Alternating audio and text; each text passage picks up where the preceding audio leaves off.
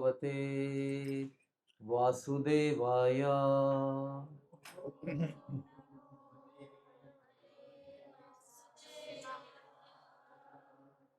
सब लोग एक सुर में भक्ति भाव से और प्रेम से बोलो।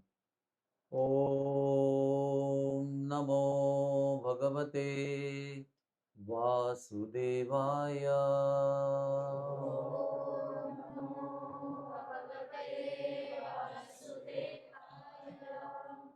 ओम नमो भगवते वासुदेवाय।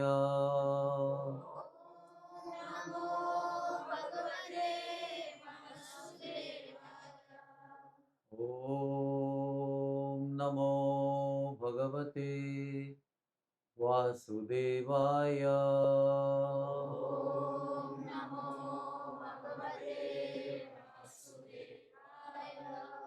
हरे कृष्णा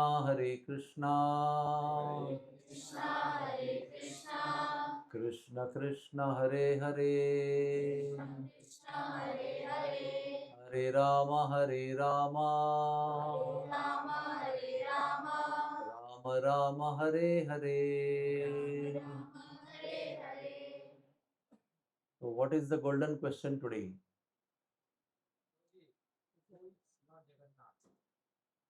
उनका प्रश्न सुना आपने? Who is Lord Jagannath? आपके तो गले में ही जगन्नाथ है, तो आप बताओ हु इज लॉर्ड जगन्नाथ?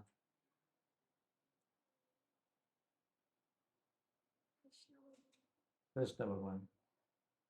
तो हमारे हॉस्पिटल में कौन से भगवान हैं? बोलो ना, थोड़ा विश्वास से बोलो। अभी आप इतना दिन से इधर आते हो, बिल्डिंग में ऊपर नीचे करते हो, और मंदिर में कौन है नहीं पता आपको? बताओ। बस खाली जगन्नाथ है और कोई नहीं है, उसका भाई नहीं है, बहन नहीं है, कोई नहीं है। साथ में बैठे ना वो। बताओ कौन कौन मंदिर में है, चलो लेट मी फाइंड आउट। कितने लोगों को पता है कि हमारे मंदिर में कौन कौन बैठे हुए हैं? ऐसा हाथ ऊपर करो और एक व्यक्ति बताओ, ठीक से बताओ। किसी का हाथ ऊपर नहीं, क्यों? बोलो।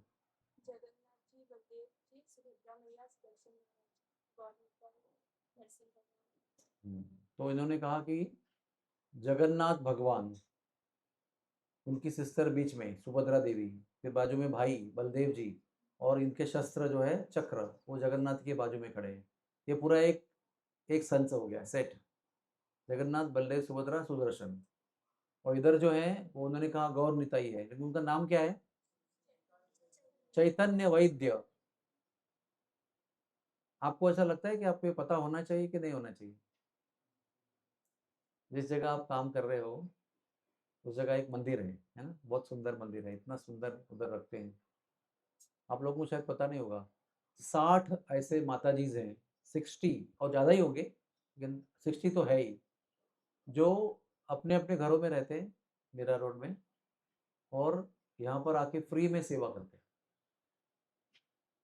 हमारे हॉस्पिटल के, हमारे डिपार्टमेंट के लोग एम्प्लॉयड हैं, जॉब पर हैं, लेकिन जो बाहर से आते हैं वो फ्री सेवा करते हैं, अपना घर संभाल के खाना वाना बना के सब करके फिर इधर आते हैं। और आपको जो जगन्नाथ जी इतने तेजस्वी, इतने सुंदर सजाए हुए दिखते हैं ना, वो उनका हफ्ते में एक बार श्रृंगार करते हैं, ड्रेस चेंज करते हैं, अलंकार चेंज करते हैं, मुकुट चेंज करते हैं, सब कुछ। और साल में एक बार, साल में 4 बार वो नए ड्रेस भी बनाते हैं। अपने घर में रहते हो, प्लानिंग करते हैं, मीटिंग करते हैं, घर में स्टिचिंग करके ड्रेस बनाते हैं। रथ यात्रा के समय बनाते हैं, जन्माष्टमी के समय बनाते हैं, गौर पूर्णिमा के समय बनाते हैं, और कभी कभी चौथा भी बनाते हैं। उसके लिए बहुत समय लगता है, बहुत मेहनत लगती है, बहुत प्लानिंग लगता है, डिज़ाइन करना पड़ता है उसको। जैसे होता है ना फैशन डिज़ाइनिंग, वैसे डिज़ाइन करके फिर बनाना पड़ता है, कॉम्बिनेशन उसका, फेटा कैसे बनाना है, उसमें पीसेस कैसे बनाने हैं। फिर वो लोग एक बार साल में वृंदावन जाते हैं, एक बार या 2 बार, और क्या क्या नहीं है और क्या करना है वो शॉपिंग करके आते हैं। कौन से पीसेस चाहिए उनको, क्या चाहिए, टर्बन पीसेस, इस प्रकार के शॉपिंग भगवान के लिए भी होती है, खाली अपने लिए नहीं होती। बहुत प्लानिंग करके जाते हैं। जैसे हमारी रवि शिंदे हैं, वो भी साल में बरसाना आइटम के बाद में डिपार्टमेंट का शॉपिंग करते हैं, 1000 जपमाला, 100 जपमाला की थैली और अगरबत्ती और तिलक, फिर ये फिर वो 50 चीज़ें एक साथ में लेके आ जाते हैं, ताकि यहाँ लोगों को मिल सके स्टॉल पर। तो आपको जो मंदिर दिखाई पड़ता है ना, उसके पीछे बहुत लोगों की मेहनत और बहुत लोगों का सहयोग और समन्वय यानी कोऑर्डिनेशन है। तो हमारे मंदिर में जो 2 ऐसे खड़े हैं ना, वो है चैतन्य महाप्रभु और नित्यानंद प्रभु, और उनको हमारे गुरुजी ने नाम दिया है श्री चैतन्य वैद्य और नित्यानंद प्रभु। वो कलयुग में कृष्ण बलराम उस रूप में आए हैं, पहले वाले युग में जगन्नाथ बलदेव सुभद्रा के रूप में आए थे। और बाकी सब फोटो है, फोटो है, नरसिंह भगवान का फोटो है, और मंदिर में भी फोटो है। मंदिर में राइट साइड में कौन सा फोटो है? बहुत बड़ा फोटो है। पीछे से बोलो कोई, खाली आगे लोगों का ठेका नहीं है, पीछे भी अवेलेबल है। यस, श्री विद्या माता जी बताएंगी। राइट साइड में कौन सा फोटो है, किस चीज का फोटो है? हाँ, राधा रानी है खाली, आने और कोई नहीं है, 2 ही खड़े हैं। राधा रानी, श्याम माधव जी और अष्ट सखी, 4 यहाँ पर 4 वहां पर खड़े। इस तरफ क्या है? शिला प्रभुपाद जी का फोटो है। जाते ही राइट साइड में क्या है? नरसिंह भगवान। जाते ही लेफ्ट साइड में क्या है? राधा रमन जी। ये हमारा असली परिवार है। बाकी घर में एक परिवार है, लेकिन वो इसी जीवन के लिए है। ये परिवार जन्म जन्मांतर के लिए सेम रहने वाला है बदलने वाला नहीं। तो अभी इतना सब कहने के बाद प्रश्न ये है कि हु इज लॉर्ड जगन्नाथ? सब लोग पहले आकर क्या पूछते, पता है आपको? ये कौन है क्योंकि ये कृष्ण तो ऐसे रहते हैं ना, मुरली बजाते हुए रहते हैं, 2 आंखें, 2 पैर, होंठ, कान, सब कुछ होते हैं, हाथ में मुरली होती है, और थोड़े टेढ़े भी रहते हैं। तो ये तो ऐसे खड़े हैं, इनके पैर ही नहीं है, ऐसा विचित्र चेहरा है। इनका भी विचित्र है, उनका भी विचित्र है, बीच वाले का भी विचित्र है, और दोनों को कम से कम हाथ भी है, बीच वाले को तो हाथ भी नहीं है तो सबसे पहले आके लोग पूछते हैं कि है कौन ये? तो मेरा ऐसा एक आपको सुझाव है कि चूंकि आप इस अस्पताल में काम करते हो, है ना, और ये अस्पताल में बाय डिफॉल्ट अभी पूरे मीरा रोड के अंदर जितने भी हमारे लोगों के घर है, या मीरा रोड का बड़ा मंदिर है, या हमारे हॉस्पिटल का मंदिर है, या मेरे घर का मंदिर है, किसी के घर का मंदिर है, सब घर में जगन्नाथ है यहाँ पर। किसी ने उसका प्लानिंग नहीं किया था कि ये जगह पे सब भक्त लोग जगन्नाथ रखेंगे। वो जो भी आए उन्होंने जगन्नाथ ही रखे। हॉस्पिटल में भी जगन्नाथ जी आए, और बड़े मंदिर में भी जगन्नाथ जी आए। एक अद्भुत जगन्नाथ क्षेत्र है ये, अपने आप बना हुआ। जगन्नाथ जी ने चुना है कि मुझे यहाँ पर सब जगह रहना है। तो हर एक की एक बड़ी बड़ी कहानी है कि ये कैसे आए। हमारे अस्पताल में पहले एक डॉक्टर रहा करते थे, अभी नहीं है वो। उनका नाम था डॉक्टर श्री कृष्ण चैतन्य दास, डॉक्टर शैलेश बाढ़। वो आयुर्वेद के गोल्ड मेडलिस्ट डॉक्टर थे। उन्होंने यहाँ पर आयुर्वेद का डिपार्टमेंट शुरू किया था। बहुत साल जो फार्मेसी है ना हमारी, वो तो पूरा डिपार्टमेंट ऑफ आयुर्वेद था। तो वो जगन्नाथ के भक्त हैं, तो उन्होंने अपने डिपार्टमेंट में वो जगन्नाथ ला के रखे थे जो अब आप मेन मंदिर में है। लेकिन जब उनका डिपार्टमेंट फिर वो चले गए यहाँ से, तो उनका ऑटोमेटिकली मंदिर में आ गए वो। और कई साल थे ऐसे। जो मंदिर है ना, अभी इतना चौड़ा कर दिया ना, तो वो तो इतना ही था पहले। अभी आपको जितना दिखता है ना, कितने में जगन्नाथ बल्लभ सुभद्रा है, उतना ही मंदिर था। फिर कुछ 5 साल पहले उसको तोड़ के ऐसा एक्सटेंड किया गया, और चैतन्य और गौरांग महाप्रभु, नित्यानंद प्रभु की मूर्ति आ गई। थोड़ा सा इतिहास आपको बताऊंगा, आपको अच्छा लगेगा सुन के। हाँ, तो छोटा सा मंदिर था, और जगन्नाथ बल्लभ सुभद्रा थे। और हमको ऐसी इच्छा थी कि जब भी नया बिल्डिंग बनेगा, उधर भी एक मंदिर होना चाहिए, और उसमें गौर निताई रहेंगे। ये सोचकर कम से कम 15 साल पहले गौर निताई की मूर्ति हमने जयपुर से लाई। इतनी सुंदर, इतनी क्या कहते हैं ना, कोमल, और क्या कहते हैं, रेखिव। रेखिव का मतलब क्या होता है? बहुत सुंदर फीचर्स है उनके। आप उनकी उँगलियाँ देखिए, आप उनके पैर के चरण देखिए, एकदम सुपर फाइन बनाए हैं, ऐसे क्रूड ऐसा कुछ बनाया नहीं है उसको। बहुत ही प्रेम से बनाई मूर्ति है और वो 15 साल पहले आई। और वो जो वो मूर्ति आई, तभी उनको जगह नहीं था ना, अभी उनको कहाँ बिठाएँगे? तो जो अपना फार्मेसी का विंग है ना, फार्मेसी विंग, उसमें लास्ट में एक पूरा ऐसा एरिया बनाया गया, उसमें इनको भी बिठाएँगे, उनको भी बिठाएँगे।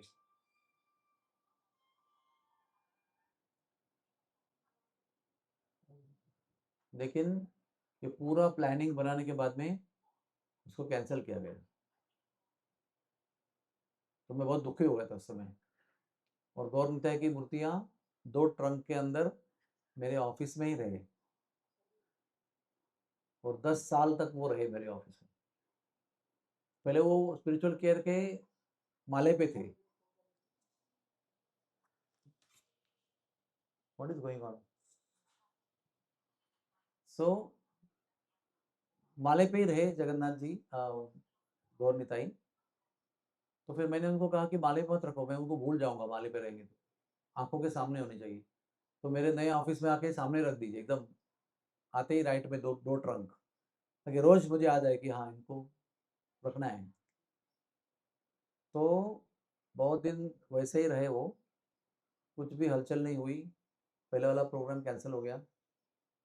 तो अचानक नई बिल्डिंग बनने का जब काम आया, तो अचानक वो प्लान पास हो गया कि इसको ही एक्सटेंड कर लेते हैं, आगे भी आ जाते हैं थोड़ा सा, और एक और ड्रेसिंग रूम बना देते हैं, सर एक्सटेंशन कर दिया पूरा। और अचानक श्रद्धानंद हॉस्पिटल जो हमारा है ना वसई में, जानते हैं ना आप लोग? कितने लोग गए उधर श्रद्धानंद में? हाँ, वो हमारा एक बहुत अच्छा हॉस्पिटल है। उसको भी आकर अभी 13 साल हो गए। उसकी भी एक अद्भुत दास्तान है, कोई बात नहीं। तो वहाँ पर भी हमारा एक इस्कॉन का मंदिर है। उसको कहते हैं इस्कॉन निर्मल, क्योंकि वो गांव का नाम निर्मल है। तो निर्मल में मंदिर हुआ तो उनको लगा कि चैतन्य महाप्रभु की मूर्ति होनी चाहिए। तो सब लोग मेरे ऑफिस में आए, मैं सर के ऑफिस में 10 साल से है, वो रेडी है, तो उसको ले जाएंगे। तो मुझे बहुत दुख हो गया। तो मैंने दरवाज़ा बंद किया और भगवान से बात की मैंने, हाथ जोड़ के, कि आप मालिक हो, आप स्वामी हो, आप स्वतंत्र हो, आपको जहाँ जाना चाहते आप जा सकते हो। लेकिन ये दास की ऐसी विनती है कि मैं आपके लिए प्रतीक्षा कर रहा हूँ कई साल से, तो आप यहीं रहो, अपनी जगह बना के आपका मंदिर बनेगा, या आपको जाना है तो आप स्वतंत्र हो, जा सकते हो। ऐसे मैंने बहुत भावनापूर्वक प्रार्थना किया। तीसरे दिन एक कोई डिवोटी आए और बोले, प्रभु जी अभी मेरे पास ना गौर निताई की मूर्ति है और सब कुछ है, अलंकार है, वस्त्र है, सब कुछ है मेरे पास, लेकिन अभी हमारी जो सेवा नहीं हो रही है, हमको वो आपको डोनेट करना है। देखो, नई मूर्ति भी जरूरत नहीं है, पूरी मूर्ति जो पूजा की हुई है उसके सब अनेक प्रकार के ड्रेसेस उनके रेडी है, ऑर्नामेंट्स रेडी है, मुकुट रेडी है, सब कुछ रेडी है, खाली घर में उनकी सेवा नहीं हो रही है। तो वो कह रहे हैं कि आप ले सकते हो क्या? तो तीसरे दिन जब ये आए तो मुझे लगा कि इनको यहाँ रहना है, और उनकी व्यवस्था उन्होंने कर दी है। तो थर्ड डे के बाद में उधर वो गौर निताई जी वहाँ पर वसई में विराजमान हो गए। उनका नाम क्या रखा गया? निताई नदिया बिहारी जी। निताई नदिया बिहारी यानी चैतन्य महाप्रभु, नदिया उनके गांव का नाम है, नदिया बिहारी। तो मुझे यकीन हो गया कि अभी यही रहेंगे, और निश्चित रूप से उनका मंदिर का एक्सटेंशन हो गया। और कोरोना के बीच में जब गौर पूर्णिमा आई थी ना, 18 मार्च 2020, उस दिन उनका इधर वेलकम किया हम लोगों ने। क्योंकि बहुत रेस्ट्रिक्शन था, वो सब मास्क वास्क पहन के लॉकडाउन था, लेकिन एक दिन छुट्टी थी, उस दिन संडे था उस दिन, बहुत धुआंधार। और हॉस्पिटल के सभी बहुत सारे लोग ऑनलाइन थे, कुछ ही लोगों को वहाँ पर परमिशन था आने के लिए, और उनको इस्टेब्लिश किया। और गुरु महाराज आए तो उन्होंने उनका चैतन्य वैद्य नाम रखा, उसका एक श्लोक निकाला चैतन्य चरितमृत ग्रंथ से। तो कहते हैं कि अस्पताल में अगर वो खड़े हैं तो उसका नाम चैतन्य वैद्य होना चाहिए। तो उन्होंने कहा कि कौन सी दवाई दे रहे हैं वो? एनिची औषधि नाशो बारो लागी, हरिनाम महामंत्र लाओ तुमी मागी, ऐसा बंगाली में श्लोक है। उसका अर्थ यह है कि सभी कष्टों की, सभी बीमारियों की एक ही दवा है, वो है भगवान का नाम, हरिनाम महामंत्र लाओ। आई एम आस्किंग, मागी, मैं पूछ रहा हूँ, आप ले आओ, कोई दवाई दो। और दवाई किसने लाई है? श्री कृष्ण भगवान ने जब चैतन्य महाप्रभु का रूप लिया, तो उन्होंने ये दवाई लाई है सबके लिए। ये दवाई लेंगे तो हर प्रकार का कष्ट जो है वो दूर हो जाएगा, हर प्रकार की व्याधि जो है मिट जाएगी। तो इस प्रकार से फिर वो हमारे यहाँ पर विराजमान हुए। फिर वो 2 श्लोक लगाए जहाँ पर चैतन्य वैद्य का नाम आता है। हाँ, अंत्यलीला चैप्टर नंबर 5 श्लोक नंबर 1। तो वो हमने उसको एम्बॉस किया और उस तरफ लिखा, एनेची औषधि नाशुबारो लागी।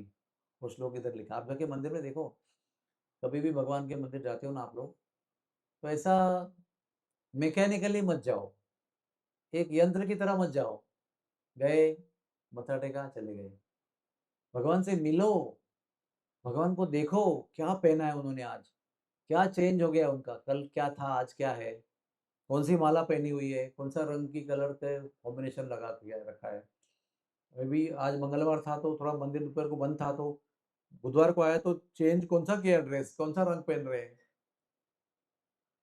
और उसके बाद में क्या करना चाहिए, उनसे आप निवेदन करो अपना हृदय का, कोई आपको व्यथा है, पीड़ा है, कष्ट है, उसके बारे में बताओ, उनसे प्रार्थना करो, उनका गौरव करो, और उनसे बात करो, निहारो उनको। और मंदिर का एक और नियम होता है कि मंदिर में आप जब भी जाते हो, 1 सेकंड क्यों ना हो, बैठो वहां पर। हमारे गांव के हमारे जो गुरुजी है वो कोंकणी में बताते थे कि मंदिर में जाकर बैठ के भगवान से वार्तालाप करना चाहिए, क्योंकि हमारे सबसे बड़े कुटुंबीय जो हैं वो वही है। बाकी भी कुटुंबीय घर में है, लेकिन मैंने कहा ना पहले आपको, वो एक जन्म के लिए है। ये जन्म जन्मांतर के हमारे फैमिली मेंबर है। तो उनसे बैठ के हमको वार्तालाप करना चाहिए, एक रिलेशनशिप बनाना चाहिए, संवाद करना चाहिए, जो भी सुख दुख हो उनसे बताना चाहिए, उनसे निवेदन करना चाहिए, प्रार्थना करनी चाहिए। वो बड़े आतुर रहते हैं।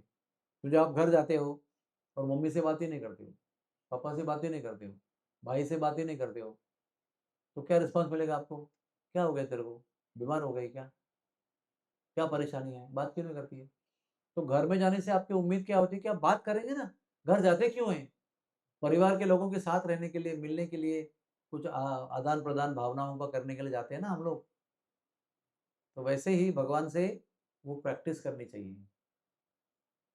और मैं आपको ना एक विश्वास दिलाता हूँ कि ऐसा आप करेंगे तो आपको धीरे धीरे एक दिन पता चलेगा कि रिस्पॉन्स मिल रहे हैं। वो कैसे, अभी आपको मैं व्याख्या नहीं कर सकता, आपको वो अनुभव की बात है, आपको अनुभव करना चाहिए। अगर मैंने आपको बहुत प्यास लगने के बाद गर्मी के मौसम में एकदम परफेक्ट ठंडा नींबू शरबत बढ़िया सा दिया और आपने वो पिया, तो आपको क्या लगा वो आप वर्णन कर सकते हो क्या? आप बोलेंगे अच्छा लगा, इतने बोलेंगे, लेकिन कितना अच्छा लगा और कैसे लगा आप बोल सकते हो क्या? मुझे कितनी प्यास लगी थी और कितना परफेक्ट शरबत राइट टाइम पे, एकदम परफेक्ट कोल्ड था, ज़्यादा भी नहीं कम भी नहीं, प्रचुर मात्रा में था और मुझे एकदम संतुष्ट कर लिया। तो आप क्या बोलेंगे? अच्छा लगा, संतुष्ट हो गया, इतना ही बोलेंगे ना, कि एक्चुअली आपको क्या लगा वो आप ही जानते हो। या आप जैसा प्यासा आपके साथ में पीता होगा तो उसको पता चलेगा कि एग्जैक्टली इसको क्या लग रहा है, वही मुझे लग रहा है। लेकिन वो शब्दों में हम लोग वर्णन नहीं कर सकते। उसी प्रकार से जब आप मंदिर में जाएंगे और भगवान से संवाद करेंगे, बात करेंगे, तो आपको लगेगा कि हम तो मूर्ति से बात कर रहे हैं, वो क्या जवाब देंगे। लेकिन धीरे धीरे आपको पता चलेगा कि आपको जवाब मिल रहे हैं और मिलेगा। आप प्रश्न लेके जाओ, आपको उत्तर मिलेगा। ये अस्पताल में कई ऐसी कहानियां हैं जो लोगों ने जाके निवेदन किया, यहाँ तक कि प्रभुपाद जी के सामने भी निवेदन किया, तो उसका भी रिस्पॉन्स उनको मिला। तो जिनको वो अनुभव हुआ है उनके लिए वो है, वो मूर्ति नहीं है प्लास्टर ऑफ पेरिस की और किसी फाइबर की, वो साक्षात है। उसी प्रकार से मंदिर में जाएंगे और संवाद करेंगे, रोज जाके प्रणाम करेंगे, रोज निवेदन करेंगे, रोज प्रार्थना करेंगे, तो आपको उनका भी रिस्पॉन्स मिलेगा। तो आपको लगेगा कि ये लकड़ी नहीं है, ये दारू ब्रह्म की मूर्ति नहीं है, ये साक्षात जगन्नाथ जी बैठे हैं यहाँ। तो आमतौर पे लोग आके पहले पूछते हैं, जो दूर से आते हैं ना, पहले आप पहली बार आए हैं हॉस्पिटल में, तो पहली बार एडमिट किया किसी को, या पहली बार जॉब लिया, फर्स्ट डे है, तो पूछते हैं कौन है ये, how is he like this. तो वहीं से उनका गौरव शुरू होता है। तो मैं आपको एक छोटी सी कहानी बताता हूँ कि वो ऐसे क्यों है। वे कहानी तो बहुत लंबी है, हाँ। अभी आप क्या करो, 10 तारीख, 11 तारीख और 12 तारीख, ये महीने की, शुक्रवार, शनिवार और रविवार, ये नहीं आज शुक्रवार है ना, अगले शनिवार, अगले शुक्रवार को 3 दिन शाम को 6:30 से रात को 9 बजे तक जगन्नाथ की कथा श्रृंखला है, 3 दिन की। पूरा डिटेल में आपको जगन्नाथ के बारे में पूरा बताएंगे, क्योंकि रथ यात्रा आ रही है, जगन्नाथ जी का मौसम शुरू हो गया है उत्सव का। तो पहले दिन मेरा लेक्चर है, सेकंड दिन डॉक्टर दलाल का लेक्चर है, और थर्ड दिन डॉक्टर गौर विलास प्रभु हमारे जो ब्रह्मचारी आते हैं उनका लेक्चर है। बहुत सुंदर जानकारी मिलेगी, आप समय निकाल कर आइए। और जगन्नाथ के विषय में बहुत ज़्यादा जानकारी है, वो एक दिन शुक्रवार के प्रोग्राम में सिक्स तौर पे आधा घंटे पौना घंटे में नहीं बता सकते। तो कभी कभी हम 12 14 15 घंटे लेक्चर करते हैं, तभी भी हमारा पूरा डिस्क्रिप्शन पूरा नहीं होता है, कुछ कुछ रह जाता है। मैं 12 15 घंटे की बात कर रहा हूँ कंटिन्यूअस, या तो ब्रेक में। 4 दिन सुबह शाम 2 2 घंटा, कितना हो गया बताओ?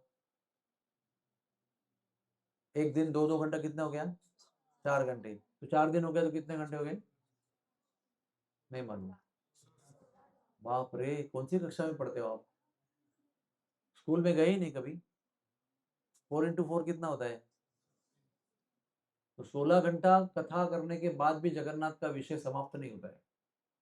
कितनी अगाध लीला है, क्योंकि हरि अनंता, हरि कथा अनंता, अनलिमिटेड है सब कुछ। तो उसमें संक्षेप में, एक बार द्वारका में, भगवान वृंदावन छोड़ के द्वारका में आए हैं। तो द्वारका में जब आए तो उनकी पत्नियों का विवाह हुआ उनके साथ, और पत्नियां उनकी, उनके बारे में बचपन से, जब भी छोटी सी थी वो, कोई शादी नहीं है, बच्ची हैं सब, तब से कृष्ण के बारे में सुनती थी कि वृंदावन में माखन चुराते थे, वो गोवर्धन को उठाया, वो ये किया वो किया, जो भी कुछ उनकी लीला है वो सुनाई पड़ती थी उनको। कोई ना कोई साधु आके बताता था, जैसे नारद मुनि है हमारे, वो वहाँ पहुँचते थे उनके घर पे, अनेक घरों में, वहाँ जाके कथा सुनाते थे भगवान, लाइव कथा के अभी हो रही है, अभी भी कल कल गोवर्धन को उठाया। और बाद में उनके, उनका विवाह हो गया। तो बचपन में तो सुना था उनके बारे में। और एक माता जी थी, उनका नाम था रोहिणी। वो किसकी माता जी है? बलराम जी की मैया है वो। तो वो एक ही ऐसी थी जो वृंदावन में भी थी, मथुरा में भी आई तभी थी, और द्वारका में भी थी। लेकिन देवकी तो थी, वो कभी वृंदावन में नहीं थी, वो मथुरा में थी और द्वारका में थी। और रानिया तो केवल द्वारका में शादी करके आई, तो पहले वृंदावन में तो गई नहीं। तो उनको पता था कि रोहिणी माता जी ने ये सब अपने आंखों से देखा है, वो एक ही आई विटनेस है। तो अभी समझो आपने किसी से सुना, थर्ड पार्टी से, और बाद में आपको आई विटनेस सामने आ गया, तो आप वापस सुनना चाहोगे नहीं चाहोगे? मतलब इनके मुख से सुनना है, इन्होंने देखा है, सब डायरेक्ट देखा है। तो वो ना रोज आकर मैया को बोलती थी। कितनी रानी थी भगवान की, कोई आइडिया क्या? 1 2 4 5, हाँ, 16,000। Option number 1 fail. Option number 2, 16,108। पक्का? ऑप्शन नंबर 2 सही है, लॉक किया जाए, हरी बोल। तो 16,108 जो भगवान की पत्नियां थी, वो उनको आकर जिद करती थी कि आप बताओ आप बताओ आप बताओ। तो रोहिणी मेरे को प्रॉब्लम था, क्या प्रॉब्लम था, बता देना क्या प्रॉब्लम है। एक बार इवनिंग प्रोग्राम फिक्स करो, डिनर के साथ बैठ जाओ एक महल में, हॉल में किधर, कथा सुना दो। बोलते नहीं, समस्या ये है कि जब मैं उनकी कथा करूंगी, तो वो उनको अपना बचपन का समय, और बचपन में समय में की हुई लीलाएं इतनी प्रिय है कि उनके बारे में बोलते ही वो तुरंत प्रकट हो जाएंगे, वहां पर कहीं पर भी होंगे तो वहां प्रकट होंगे। और अपने गांव की बचपन की यादें जब कोई सुना रहा है तो उनको बोलेंगे दारूक। दारूक कौन है? दारूक कौन है? उनका रथ का ड्राइवर है वो, सारथी है। दारूक को बुलाएंगे, रथ लगा दो, हम वृंदावन जाएंगे। जैसे मुझे अगर आप मेरे बचपन के गांव की कोई कहानी बताओगे ना, मुझे लगेगा कि तुरंत टिकट निकाल के गाँव जाना चाहिए। ऐसा दिल बोलेगा कि नहीं अभी मुझे तुरंत जाना है गाँव में भी। वो आपने ऐसी तार छेड़ी मेरी, मुझे गाँव जाना है। तो ये प्रॉब्लम है, क्योंकि जहाँ पर भी कृष्ण की वृंदावन की लीला सुनाई जाएगी, वहाँ वो प्रकट होते ही हैं, उनका ऐसा आकर्षण है कि वहाँ प्रकट हो जाएंगे। और मुझे बताते हुए सुनेंगे, तो तुरंत रथ उठाकर, रथ में बैठकर वृंदावन चले जाएंगे। तो वही मेरी प्यारी बहुओं, यानी बहू है ना उनके सब, आपको क्या चाहिए? पति इधर चाहिए कि पति वृंदावन में चाहिए? कथा सुनेंगे तो वो चले जाएँगे। तो वो नहीं, नहीं, नहीं, नहीं, नहीं, वो जाने दो, हमको यहाँ ही चाहिए, हमारे पति हमको यहाँ चाहिए। लेकिन सुनने की भी इच्छा हो रही है ना। तो एक बार बोले ऐसे कि क्या ऐसा हो सकता है क्या कि कथा भी सुने हम और उनको प्रकट होने से हम रोकें और वो वृंदावन ना जाएँ और हमको पूरी कथा सुनने को मिली। ऐसा भी हो सकता है ना? तो उन्होंने मीटिंग किया और प्लानिंग किया कि देखो आप क्या बोल रहे हैं कि वो आएँगे, तो हम लोग क्या करेंगे, ऐसे कमरे में बैठेंगे, सब दरवाजे बंद हो जाएँगे। एक ही दरवाज़ा जो है उसपे सुभद्रा को रखेंगे और सुभद्रा का काम क्या रहेगा, दूर-दूर से दिखाई पड़ेंगे ना वो, तो वो दरवाज़ा खटखटाएगी और हम लोग कथा बंद करके गुल हो जाएँगे। इतना तो सुनेंगे ना कम से कम। तो गारंटी क्या हो गई कि हम आवा आराम से कथा सुन सकते हैं।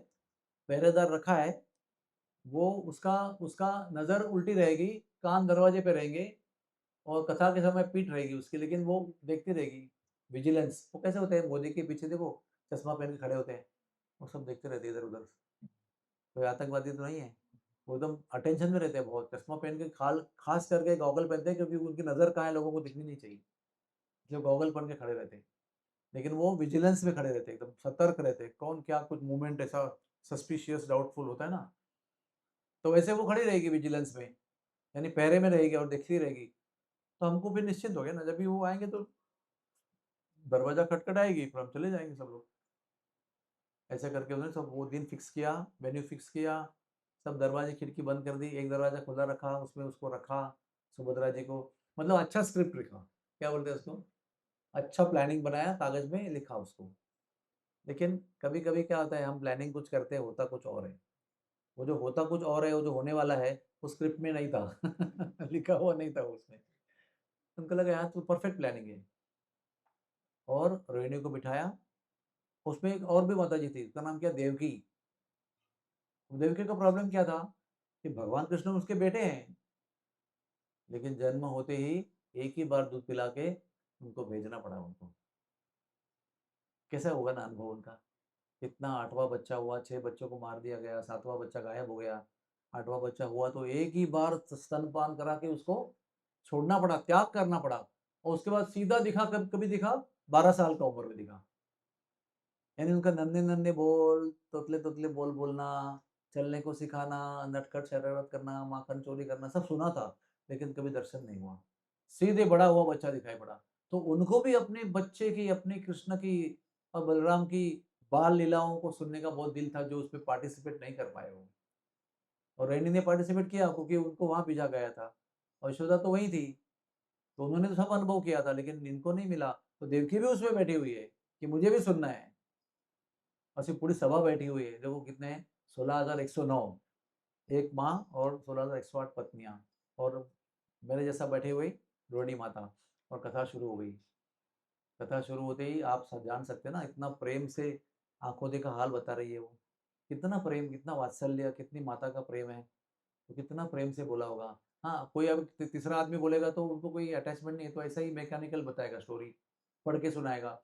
लेकिन जो माँ है जिसने अपने आँखों के सामने इनका लीला देखा है, वो जब बोल रहे हैं तो कैसे बोलेंगे? तो फिर क्या हुआ? एकदम सुनने वाले भी वैसे प्रेमी थे, एकदम मग्न हो गए वो सुनने में। और क्या हुआ, जो दरवाजे के बाहर खड़ी है बहन जी, उसको भी सुनना है ना। अरे मुझे अकेले को बाहर खड़ा कर दिया, अंदर सुन सब मुझे भी सुनना है। तो कान दरवाजे पे लगाए, आँखें वहाँ पर लगाई है और वो भी सुन रही है। तो जैसे सुन रही है ना, वैसे भाव विभोर हो गई वो, आनंद में मग्न हो गई। उसका शरीर का स्वरूप बदल गया, हाथ-पैर अंदर जाने लगे, बाहर आने लगे। अब ये सब बहुत बड़ा विषय है, आपको समझाने के लिए डिफ़िकल्ट है वो, कैसे-कैसे होता है। जब प्रेम होता है ना किसी का, और प्रेम से जब कोई किसी के बारे में सुनते हैं, प्रेमी के बारे में, तो शरीर की ऐसी अवस्था होती है। उसको भाव विभोरता कहते हैं। में शरीर का परिवर्तन होता है, रंग बदलता है, ध्यान खो जाता है, होशो-हवास खो जाते हैं। तो ऐसी उसकी अवस्था हो गई और कुछ ही समय में जिसको भरोसे से वहाँ पर दरवाजे पे रखा था, वो बेहोश होकर गिर गई। और अंदर वालों को क्या लग रहा है, खड़ी है ना बाहर वो, अपने को टेंशन क्या है? बार-बार थोड़ी देखने की ज़रूरत है, तो है ना? तो है ना? नहीं वो है, उसको वादा करके खड़ा किया है। लेकिन उनके स्क्रिप्ट में ये लिखा नहीं था कि वो बेहोश होके गिर जाएगी।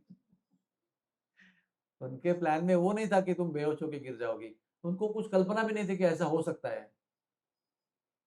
क्या आइडिया है ना, अभी आप जलेबी खाओगे तो आपको कितना आनंद आएगा, कि उल्टी होगी, कि मोशन होंगे, कि यू डोंट नो। आपको जलेबी खाने को बुलाया है, लेकिन आगे किसका क्या होगा, किसको मोशन होगा, किसको आनंद आएगा, कोई 50 खाएगा, कोई 2 खाते ही लेट जाएगा, किसका शुगर बढ़ के उसका कीटोएसिडिस हो जाएगा।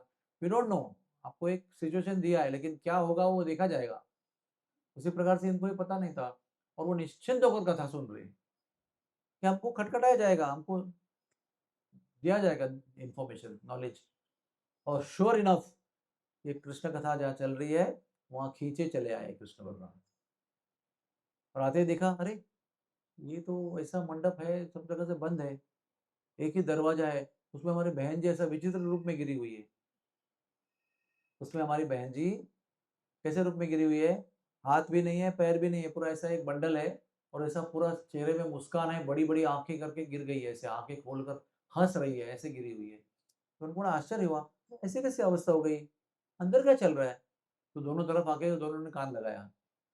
2-3 कहानी ऐसी है, बाहर से कान लगाया तो उनको अपनी कथा सुनाई पड़ी।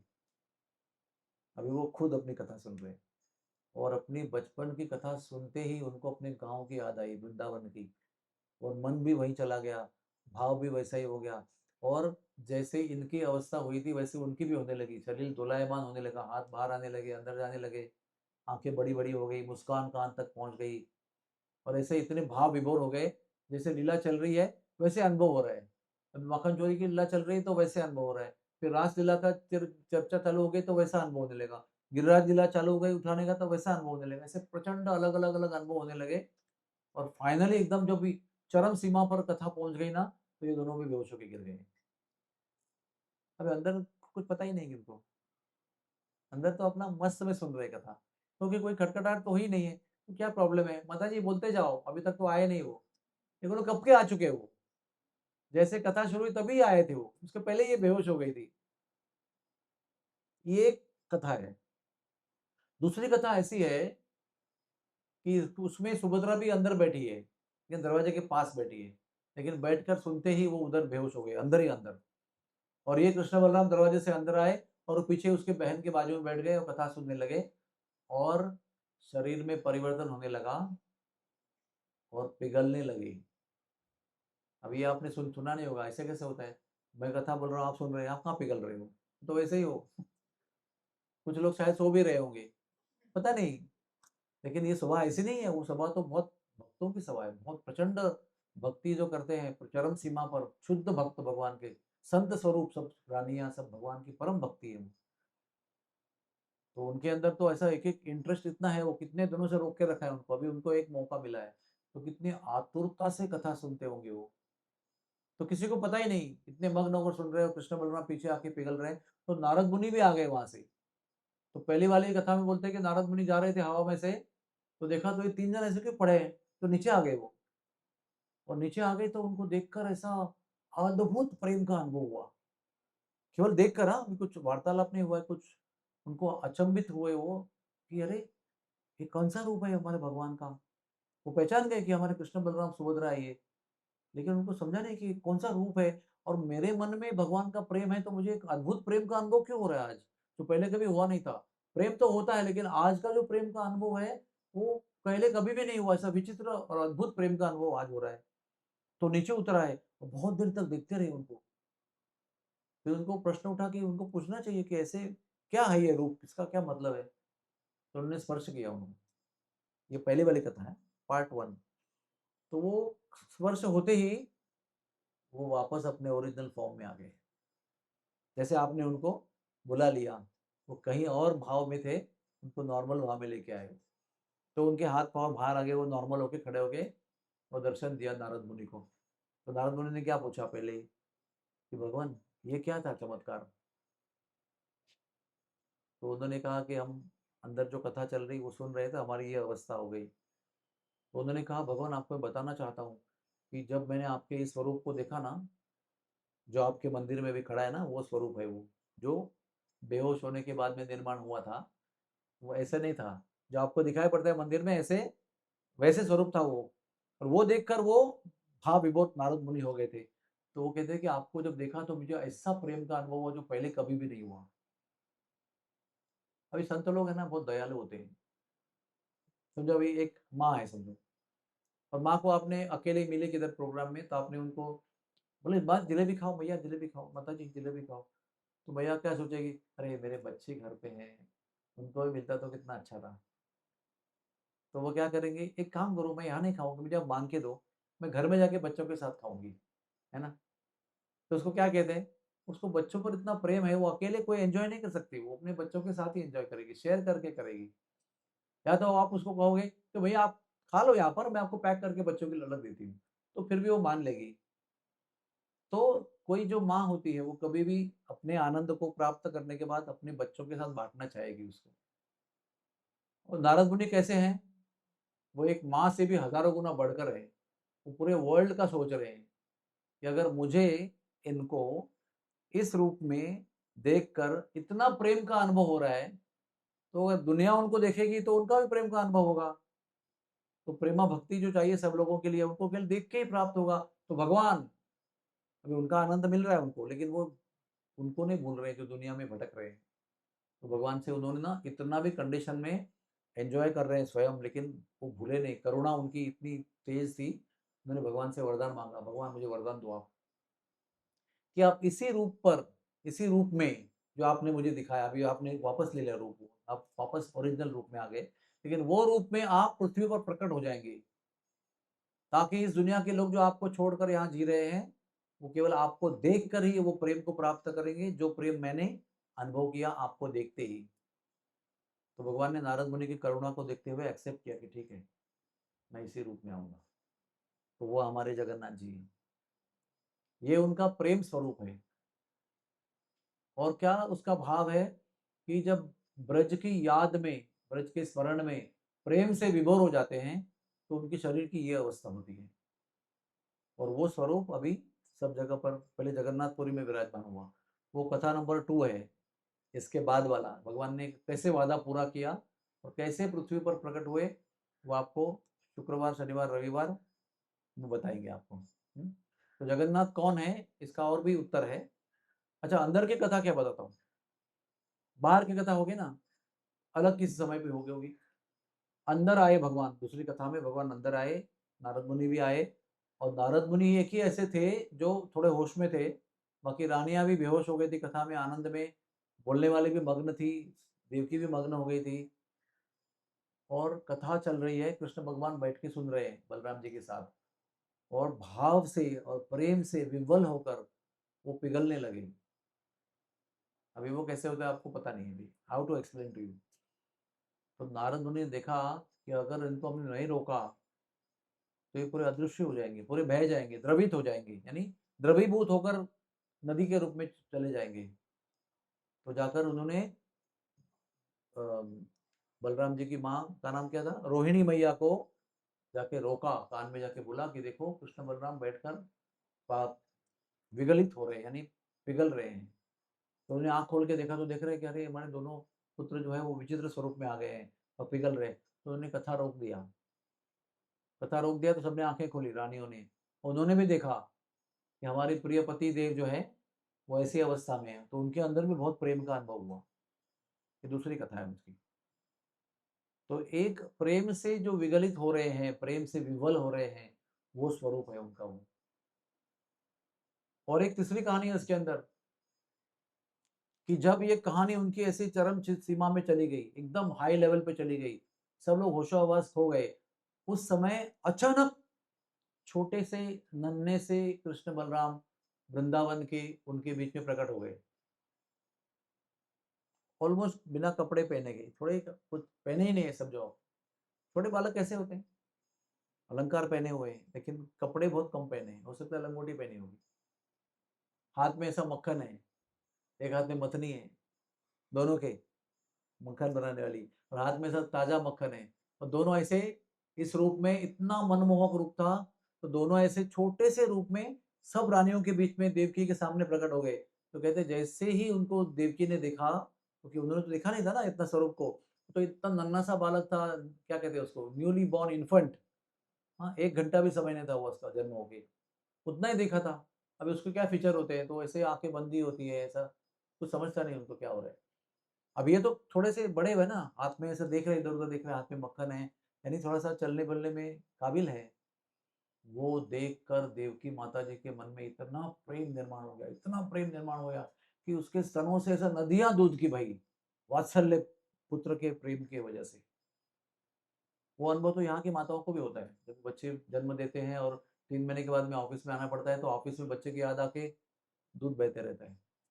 या बस ये अनुभव हमको भी यहाँ पर भी है। क्योंकि जभी भी बालक की याद आती है, तो वो दूध निकलता है। ये वात्सल्य है, प्रेम है ये। तो ये तो ऐसी माता है, दोनों थनों से नदियाँ बही दूध की, और वो बेहोश हो गई प्रेम से, और वो बालक गायब हो गए, अंतर्धान हो गए, अदृश्य हो गए। और वो कहाँ पर है पता है आपको? वो जो दोनों प्रकट हुए ना, वो रुक्मिणी को देखकर भी इतना प्रेम उत्पन्न हुआ। रुक्मिणी का वैसे भगवान का प्रेम जो है पति-पत्नी का प्रेम है ना, वो अलग रस है उसका। माता-पुत्र का अलग रस होता है और पति-पत्नी का अलग रस होता है। तो कृष्ण की पत्नी पटरानी होने के भी बावजूद भी रुक्मिणी को उनके प्रति माता के जैसा प्रेम का अनुभव हुआ। तो ये सब होने के बाद में उसने विश्वकर्मा को बुलाया, जो अपना देवताओं का वो है, स्कल्प्टर, मूर्तिकार, आर्किटेक्ट कुछ भी बोल सकते हैं उसको। वो देवताओं के सब घर-वर सब बनाते हैं वो।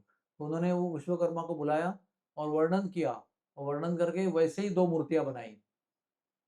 और एक जीवंत रूप में पति देव घर पे हैं, उनकी पति के रूप में सेवा कर रही है, और मंदिर में उनके बाल स्वरूप है, और माता के रूप में उनकी सेवा कर रही है। जीवन भर सेवा की उनकी, कृष्ण बलराम की, बालक के रूप में, माता के भाव से। और जब द्वारका नष्ट हो गई, तो ये दोनों मूर्तियाँ जो हैं, वो समुद्र के नीचे चली गई। चंदन से उसको लपेटा गया भगवान की इच्छा से, और फिर कलयुग में 8वीं सेंचुरी में मध्वाचार्य ने उनको प्राप्त किया। अभी वो एक लंबी कहानी है, कभी बताएँगे आपको। अभी वो दोनों उडुपी में हैं, उडुपी कृष्णा और बलराम जी वडबांडेश्वर। ये कनेक्शन है द्वारका का और उडुपी का, और इनका कनेक्शन जगन्नाथपुरी में है। कथा कहाँ हो रही है? द्वारका में हो रही है। लेकिन क्या-क्या निर्माण हो रहा है? जगन्नाथपुरी भी निर्माण हो गई, उडुपी का भी लीला निर्माण हो गया। ऐसे भगवान की कथा है। गुरु वायुर भी वहीं से प्रकट हुए, द्वारका से।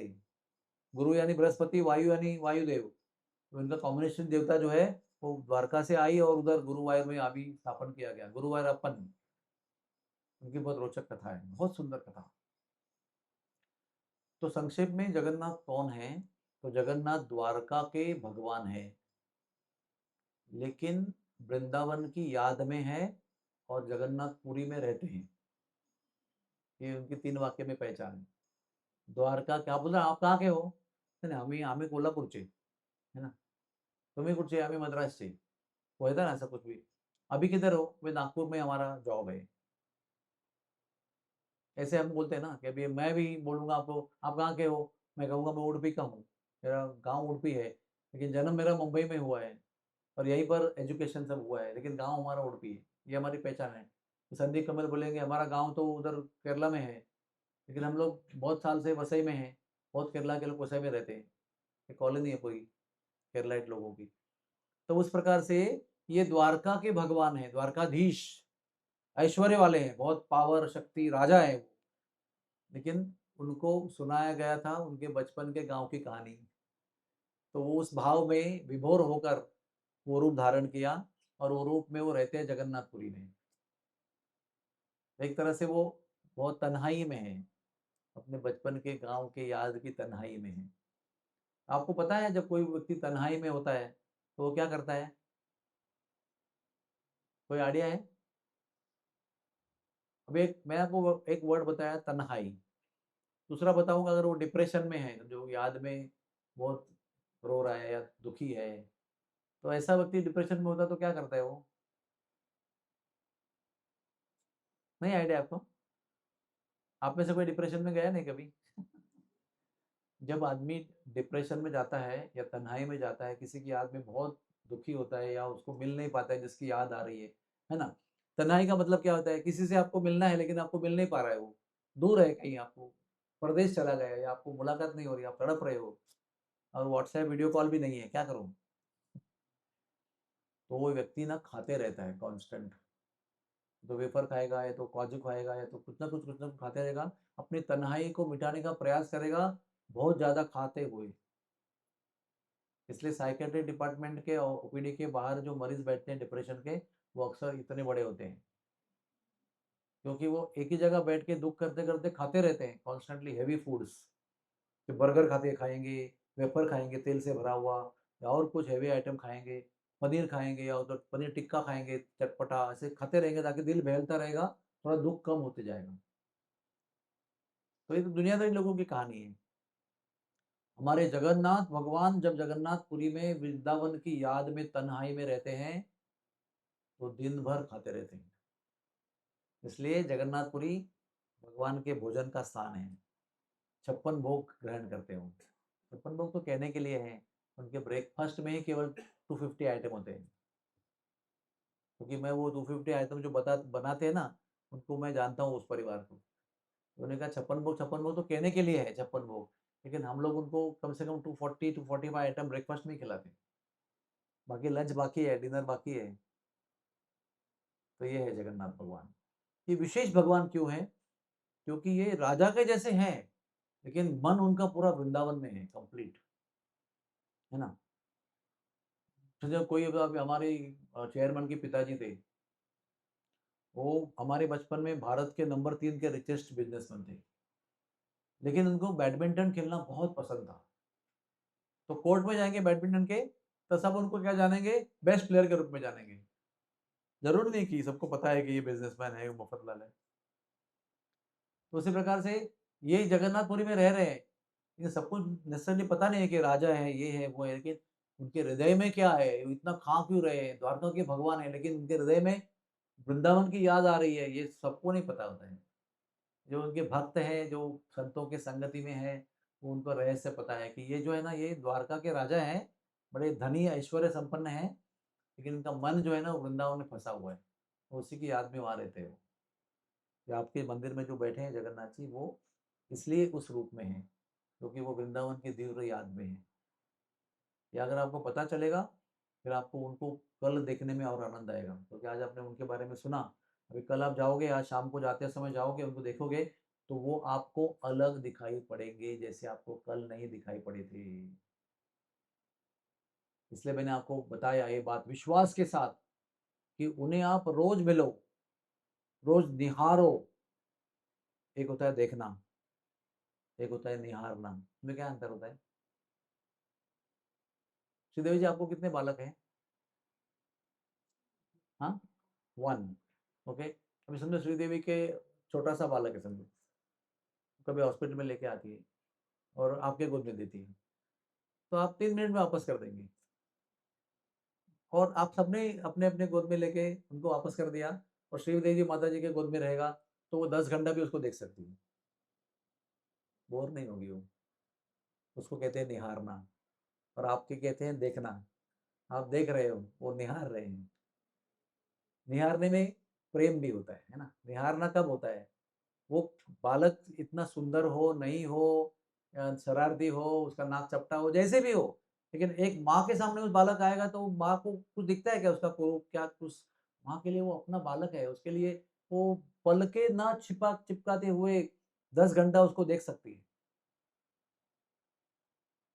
तो वैसे आप अभी जगन्नाथ के मंदिर में जाएंगे ना, एक चीज अभी आपको बता रहा हूँ, आप नोट कर लेना और नीचे जाके देखना उसको। जब कोई माँ अपने बालक को बड़े प्रेम से निहार रही है, कोई नहीं है उसको देखने के लिए, अभी वो अकेली बालक के साथ में है, उसको वो सोया हुआ है, लेकिन वो फिर भी उसको देख रहे से, गाल से हाथ मारी, सर पे हाथ मारी, और सोए हुए बालक को देख रही है, और वो उसको मन ही नहीं भरता उसको देख के। ऐसे जब बालक को अपनी माँ देखती है, तो आपने कभी देखा नहीं होगा, वो माँ के आंखों के अंदर एक लालिमा उत्पन्न होती है, रेडनेस, एक सर्कल उत्पन्न होता है अंदर, वो आपने कभी देखा होगा, तो भी आगे देखना कभी आप, कभी आपकी बहू को बेटा हो गया, तो आप देखना वो कैसे देख रही है अपने बालक को, तभी आंखों में एक लालिमा उत्पन्न होती है। वैसे जगन्नाथ जी को जो भक्त मिलने आते हैं, उनको वो प्रेम से निहारते हैं। आपको लगता होगा कि हम ही उनको देख रहे हैं, लेकिन वो भी हमको देख रहे हैं। और हमारा उनको देखना और उनका हमें देखना, इसमें ज़मीन आसमान का अंतर है। वो हमें बड़े प्रेम से देखते हैं कि हम सब उनके बालक हैं, चाहे जानते हो या नहीं जानते हो, लेकिन वो जानते हैं कि सब मेरे संतान हैं, सब मेरे प्रिय बालक हैं। तो जो भी उनके मंदिर में आता है, उनको बड़े प्रेम से निहारते हैं। इसलिए जगन्नाथ की आँख के अंदर एक लाल सर्कल है। ठीक से अभी शाम को जाके देखना आप, और हर बार जाके देखना। एक लाल सर्कल है पूरा आँखों के अंदर, वो उनकी आँखों की प्रेम की लालिमा है, जिस प्रेम से वो आपको देख रहे हैं। इसलिए मंदिर में जाना केवल हमारा भगवान को देखना नहीं होता है। जैसे हमारे गोपीनाथ जी यहाँ बैठे हुए हैं, है ना? सब जानते हैं कि वो उनको नेत्र नहीं है ना? दृष्टि नहीं है। सूरदास भी ऐसे ही थे, उनको दृष्टि नहीं थी। तो कुछ लोग होते हैं ना ऐसे, जो दुष्ट होते हैं या उनको कोई भावना नहीं होती है। वो सूरदास रोज़ जा रहे हैं जगन्नाथ के मंदिर में दर्शन करने के लिए। तो एक ऐसा ही कोई टेढ़ा दिमाग का आदमी बोला, "अरे तुम मंदिर में क्यों जाते हो? हम तो देखने जाते हैं भगवान को, तुम्हारे को तो दृष्टि नहीं है। तुम भगवान को देखने क्यों जाते हो? क्या पर्पज़ है तुम्हारा?" तो उन्होंने उत्तर दिया, "आप भगवान को देखने जाते हो, लेकिन जब मैं जाता हूँ भगवान मुझे देखते हैं। मैं हाज़िरी लगाने जाता हूँ मेरी, तो मुझे गारंटी है कि मैं उन्हें देख नहीं पाऊँ, लेकिन वो मुझे देख रहे हैं।" जगन्नाथ के मंदिर की कहानी है ये, राधा कुंड के पास में जगन्नाथ का मंदिर है। वहाँ सूरदास जी जाया करते थे। और आपको मैं आगे की बात बताता हूँ, गोपीनाथ जी को बहुत अच्छी लगेगी। गोपीनाथ जी सुनो, वो क्या कथा है कि बिना नेत्र होते हुए भी सूरदास जी को पूरा दर्शन जगन्नाथ जी का होता था। और वो पुजारी पूछते थे, हे सूरदास बताओ आज क्या वस्त्र पहना है? तो पूरा डिटेल में वर्णन करते थे वो। कौन से रंग का ड्रेस पहना हुआ है, कौन सा अलंकार कहाँ पहना हुआ है, नाक में क्या है, कान में क्या है, पूरा वर्णन करते थे, पूरा वो कंप्लीट एकदम। नेत्र नहीं है उनको बाहर के, हमारे जैसे नेत्र चर्म चक्षु नहीं है उनको, चमड़े की आँख नहीं है, लेकिन दिल की आँख जो है प्रेम की, उससे देख रहे हैं। और भगवान भी इतने दयालु हैं कि नेत्र बाहर के जिसको नहीं है, उसको वो हृदय में, हृदय के पटल में अंदर पर्दे पर दर्शन दे रहे हैं। और वर्णन भी कर रहे हैं वो। डेली एक का रोज का लीला था। वो आएँगे अंधे और वो बोलेंगे वर्णन करो, पर्दा खोलने के बाद पूरा वर्णन करते थे। सुभद्रा ने क्या पहना है, बलदेव ने क्या पहना है। एक दिन साक्षात सूरदास को भगवान ने दर्शन दिया, जगन्नाथ ने, और बोला कि मैं तुम्हें दृष्टि देना चाहता हूँ। यानी आपको आँखें देना चाहता हूँ, ताकि आप अपनी आँखों से मुझे देख सकें। डायरेक्ट चर्म-चक्षु यानी बाहर की आँखों से। तो सूरदास ने क्या कहा होगा? कोई अंधा व्यक्ति समझो भगवान के सामने खड़ा होता है, भगवान बोलेंगे अरे आँख दे रहा हूँ, तो तुरंत माँगेगा ना, वो तुरंत देगा। सूरदास ने बोला, बिना चर्म चमड़े की आँखों के बिना उसके मैं आपको देख पा रहा हूँ। अभी आँखों दोगे तो दुनिया भी दिखेगी मुझे, और जो नहीं दिखना चाहिए वो भी दिखाई पड़ेगा मुझे। हो सकता है मेरा मन भटक जाएगा, और आपके ऊपर जो प्रेम है, आँख ना होते हुए, वो आँख आने के बाद प्रेम कम हो जाएगा, डाइल्यूट हो जाएगा, डिस्ट्रैक्ट हो जाएगा, तो मेरे लिए अच्छा नहीं है। मैं हूँ, ऐसा ही अच्छा हूँ। तो हर एक व्यक्ति को 2 आँखें होती है, आपको सबको, हमको सबको। एक ये आँख है जिससे हम आपको देख रहे हैं, ये हरा रंग देख रहे हैं, ऑफ़िस देख रहे हैं, बिल्डिंग देख रहे हैं, गाड़ी देख रहे हैं, रिक्शा देख रहे हैं, ऑटो देख रहे हैं। और एक आँख हृदय की आँख होती है, जो प्रेम की आँख होती है। उसमें हम प्रेम से लोगों को देखते हैं, या प्रेमी जो लोग हैं उनका दर्शन होता है, और भगवान का दर्शन भी हो सकता है। आप मुझे बताइए गोपीनाथ जी, आपको सपना आता है? आपने स्वप्न देखा है? हाँ, देखो। अभी स्वप्न में कौन-सी आँख से देख रहे हो? आप बोलेंगे उनको नेत्र तो नहीं है, लेकिन स्वप्न में कौन-सी आँख से सपने देख रहे हैं? वही है अंतर्चक्षु, जिसको वो अंदर के चक्षु कहते हैं। अंतःचक्षु, जो रियल चक्षु होते हैं, जो रियल आँखें होती हैं। उसी से हमको देखने का अभ्यास करना चाहिए। हम क्या करते हैं, हमारे आँखों से सब दुनिया को देखते हैं हम। खाने-पीने की चीज़ देखते हैं, सुंदर स्त्री-पुरुष को देखते हैं, गाड़ी देखते हैं, हाँ, धन देखते हैं, सोना, अलंकार देखते हैं, कपड़े देखते हैं, और देख के हमको लगता है ये कपड़ा मुझे चाहिए, ये अलंकार मुझे चाहिए, ये गाड़ी चाहिए मुझे, ये स्कूटर चाहिए, है ना? क्योंकि आपको वो दिखा रहे हैं ना एडवर्टाइज़मेंट, वो फ़िल्म बनाते हैं उसकी, क्या प्रमोशनल कुछ बनाते हैं एडवर्टाइज़मेंट। और क्या करते हैं, आपके आँखों को मोहित कर लेते हैं कि ये लो, ये आपको ज़रूरत है। ये देखो शर्ट कितना अच्छा है जगन्नाथपुरी का, ये आपको पास होना चाहिए। अरे सर ने बहुत अच्छा शर्ट पहना है, मुझे वैसा शर्ट चाहिए। जो दिखता है वो प्राप्त करने की इच्छा होती है। तो सूरदास ने कहा कि अभी मेरे अंदर के आंखों से केवल आपका दर्शन हो रहा है, लेकिन आप बाहर की आंख देंगे तो दुनिया का दर्शन होने लगेगा, फिर मैं भटक जाऊंगा। इसलिए भगवान जो है वही अच्छा है, तो वैसे ही रहे हो। इसको भक्त बोलते हैं। भक्त वो होता है वो केवल भगवान को चाहता है और दुनिया की किसी चीज को चाहता नहीं। आप कितना भी उसको प्रलोभन दे दो, कितना भी टेम्पटेशन दे दो, ये लो वो लो, सिद्धि लो, मुक्ति प्राप्त करो, स्वर्ग में जाओ, कुछ नहीं। बोले मुझे केवल आप चाहिए बस, और कुछ नहीं चाहिए। ना धनम ना जनम, सुना है कभी आपने ये? रोज मॉर्निंग में सुनते हैं ना, न धनम न जनम न सुंदरिम कविताम वा जगदीश कामये मम जन्मनि जन्मनीश्वरे भवतात् भक्ति रहे तुकी त्वयि। कितनी बार सुना होगा आज तक आपने, कभी विचार नहीं किया उसके ऊपर?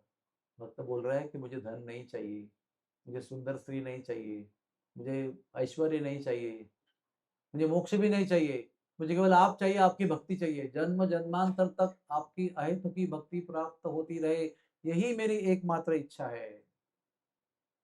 और जब ऐसे व्यक्ति बोलता है ना दिल दिल से, तो भगवान उसके हो जाते हैं। बोलेगा धन भी चाहिए, सुंदर पति सुंदर स्त्री भी चाहिए, पैसा भी चाहिए, ऐश्वर्य भी चाहिए, कीर्ति भी चाहिए, पोजीशन भी चाहिए, अधिकार भी चाहिए, मोक्ष भी चाहिए, तो भगवान बोलेंगे ये सब ले लो, लेकिन मैं नहीं मिलूंगा आपको। क्या चाहिए आपको? कपड़े चाहिए, लो कपड़े लो। पैसे चाहिए, ये लो पैसे लो। अच्छा हस्बैंड चाहिए, ले लो। जो मांगे आपको दे देंगे, लेकिन अपने आप को नहीं देंगे। जब आप ये सब चीजों को ना ना ना बोलेंगे, फिर अपने आप को दे देंगे वो। तो जब तक आपको उनको छोड़कर इन चीजों में इंटरेस्ट है, तो बोलेंगे ठीक है ले लो। मुझसे आपको चीज चाहिए ना, तो मुझसे आप चीज ले लो। जब आप चीज को मना करेंगे तो मैं आपका हो जाऊंगा। तो हम लोग खाली चीजों को मांगते रहते हैं, इसलिए भगवान हमारे नहीं होते हैं। जब हम लोग वो चीजों को मना कर देंगे, तो वो चीजों के स्वामी जो है वही आपके हो जाएंगे। लेकिन जब तक उनकी चीजों को मांगते रहेंगे, तो वो चीजें ही देते रहेंगे। बोले जाओ बुआ, तो ये ले अभी, निकल जाए यहाँ से। मुझे पता है तो ये मांगने के लिए आया है, मेरे पास है इसलिए मेरे पास आया। और किसके पास होते तो उसके पास जाते थे। मेरे प्रेम से नहीं आए हो कि तुमको ये चाहिए मेरी वस्तु, इसलिए तुम मांगने को आए हो, ये लो और जाओ यहाँ से। लेकिन आप मुझे, मैं आपको दूंगा ये, आप बोले नहीं सर ये नहीं चाहिए, फिर मैं ये दूंगा, बोले ये भी नहीं चाहिए, बहुत सारा दिखा है तो ये ले लो, फिर मैंने ये भी नहीं चाहिए, तो ये अलंकार ले लो, नहीं चाहिए। फिर फिर मैं बोलूंगा अरे चाहिए क्या तुमको? बोला आप चाहिए मुझे, आप चाहिए, तो फिर ठीक है, मैं आपका हो जाऊंगा, है ना। एक छोटी सी कहानी 2 मिनट बोल देता हूँ। ये भक्ति का रहस्य क्या है? वो क्या रहस्य है? एक राजा था, उसका बर्थडे था। तो उसने तय किया, ऐलान कर दिया, घोषणा कर दिया कि आज मेरे बर्थडे के दिन सुबह सूर्यास्त से मैं पूजा करने के बाद बैठूंगा, सनसेट तक बैठूंगा, जो भी आएगा जो भी मांगेगा दे दूंगा उसको मैं आज के दिन, बर्थडे के दिन। तो दुनिया अभी राजा अगर बोल रहे हैं तो राजा बहुत पैसे वाला होता है ना, तो बहुत अच्छी चीज मिलेगी, तो दुनिया भर के लोग लाइन लगाया, सुबह से खत्म ही नहीं हो रहा है, लंच ब्रेक भी नहीं मिला। लोग मांग रहे हैं, सोना मांग रहे हैं, क्या क्या गाय मांग रहे हैं, बहुत सारी चीज मांग रहे हैं।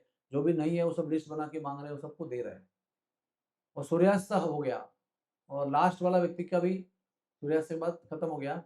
तो उसने देखा कि सुबह से एक पेड़ के नीचे एक मैया बैठी हुई है, बुढ़िया, वो उधर ही है, उधर से आई नहीं वो मांगने के लिए कुछ।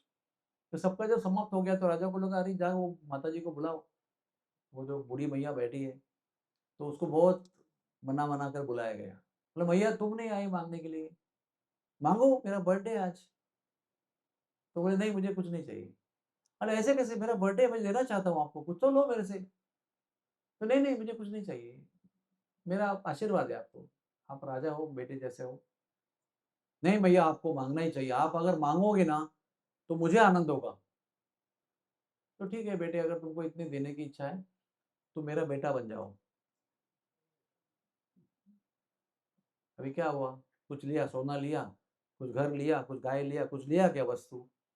राजा को बोला तुम मेरा बेटा बन जाओ, तो बोला ठीक है भैया, आज वहां में बेटा हो गया। तो घर पे चली गई, कुछ नहीं लिया उसने। 2 दिन के बाद में राजा ने प्रधानमंत्री को बुलाया। बोला मेरी भैया को मुझे मिलना है, जाओ देखो कहाँ रहती है वो। तो प्रधानमंत्री गया, देखा एक दूर जंगल में, एक रास्ता नहीं कुछ नहीं, दलदल का रास्ता, सब पूरा ऐसा, पूरी, क्या कहते हैं उसको, गॉड फोर सेकंड प्लेस, ऐसा दूर किधर तुम्हें रहती है, झोपड़ी में, टूटी फूटी झोपड़ी है, उधर कुछ व्यवस्था नहीं है, घर पे कुछ है नहीं। ऐसा आके राजा का रिपोर्ट दिया।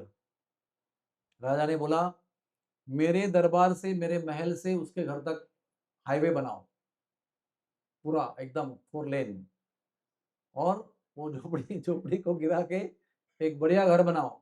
उसके अंदर बहुत कमरे होने चाहिए, उसके अंदर स्टोर हाउस होना चाहिए। वो स्टोर हाउस पूरा भर दो, धन धान्य से भर दो, और फर्नीचर लगा दो, पूरा अच्छे अच्छे गद्दे लगा दो, पूरा तकिया लगा दो, और 15 नौकर भेज दो मेरे यहाँ से, और मैया की सेवा में भेज दो, रसोई कर बनाने के लिए, साफ करने के लिए उसको वस्त्र भेजे उनको, अच्छे सिल्क के ऑर्नामेंट भेजे। तो ये सब करने के बाद में संदेश भेजा कि तुम्हारा बेटा तुम्हें मिलने आ रहा है, ऐसे खबर भेजो उनको। और फिर राजा एक दिन ये सब करने के बाद में मैया को मिलने गया कि भैया मैं आपको मिलने आया हूँ। तो कुछ मांगा उसने? अरे राजा ही उसका हो गया। अभी राजा क्या हो गया, राजा से क्या मांगना, खाना दो, कपड़े दो, अलंकार दो। राजा ही को अपना बना लिया तो फिर अभी कुछ मांगने की जरूरत है क्या? अपने आप सारी फुलफिलमेंट हो रही है। हम लोग क्या करते हैं, हम मूर्ख लोग होते हैं, जाते हैं भगवान के पास, बोलते हैं अच्छा पति दे दो, गाड़ी दे दो, लोन सैंक्शन करो, 2 व्हीलर का 4 व्हीलर कर दो, गांव में जमीन होने दो, जॉब में प्रमोशन होने दो, है ना, KRA में अच्छा मार्क मिलने दो। ये सब हम भगवान से मांगते हैं, तो भगवान टिचकी मारते रहते हैं, ले लो ले लो, ये भी लो, ये भी लो, ये भी लो। और जब तक हम लोग उसमें खुश रहते हैं, तब तक हमको वही चीजें मिलती रहेंगी। लेकिन जब बोलेंगे अरे ये सब गड़बड़ है, ये सब समाप्त होने वाला है, टेम्पररी है सब कुछ, अरे भगवान अभी कुछ नहीं चाहिए, अभी आप चाहिए खाली, तो भगवान अपने आप को दे देंगे आपको। बच्चा होता है ना, जब भी रोता है बहुत, क्या होता है, पहले उसको खिलौना कान में खिलाते हैं ऐसे, रुक गया तो रुक गया, और उससे भी नहीं रुका तो फिर वो माता उसको कुछ और देगी, उससे भी नहीं रुका तो क्या करेगी, सब छोड़ के उसको गोद में ले लेगी, क्योंकि वो समझता है कि अभी वो खिलौने के लिए नहीं रो रहा है, भोजन के लिए नहीं रो रहा है, मेरे लिए रो रहा है, तो मैं उसको अपने आप को दूंगी। तो जब तक आप उनके लिए नहीं रोते हो, तब तक वो आपको अपने आप को नहीं देंगे। जब तक आप किस चीज़ों के लिए रो रहे हो, तो वो चीज़ें आपको देते रहेंगे, और आप संतुष्ट रहेंगे तो वो चीज़ें और देते रहेंगे आपको। लेकिन जब आप चीज़ों को नकार दोगे, ये भी नहीं चाहिए, खिलौना फेंक दोगे, ये फेंक दोगे, तब मैया समझ जाएगी कि इसको मेरी ज़रूरत है, तो उसको गोद में ले लेंगे, तब वो शांत हो जाएगा। वो उसको प्रूफ है ना कि मेरे लिए रो रहा था, मैं आई गई तो रुक गया वो। उसी प्रकार से हम लोग चीज़ें मांगते रहेंगे भगवान से, ये दो वो दो, हमारे पास अनलिमिटेड लिस्ट होती है मांगने की। जब हम भगवान से भगवान को मांगते हैं, फिर वो अपने आप को दे देते हैं। तो उसके लिए बोलना पड़ेगा, न धनम, न जनम, न सुंदरिम, कविताम व जगदीश कामये, तब वो प्राप्त होंगे। ठीक है। अभी आप जगन्नाथ जी के मंदिर जाके क्या देखोगे, क्या देखोगे, लाल सर्कल जो है प्रेम का, वो जाके निहारो, फिर आपको पता चलेगा मैंने कहा था वो सही है कि नहीं। बोलो हरे कृष्णा, हरे कृष्णा, कृष्णा कृष्णा हरे हरे, हरे राम, राम राम हरे हरे।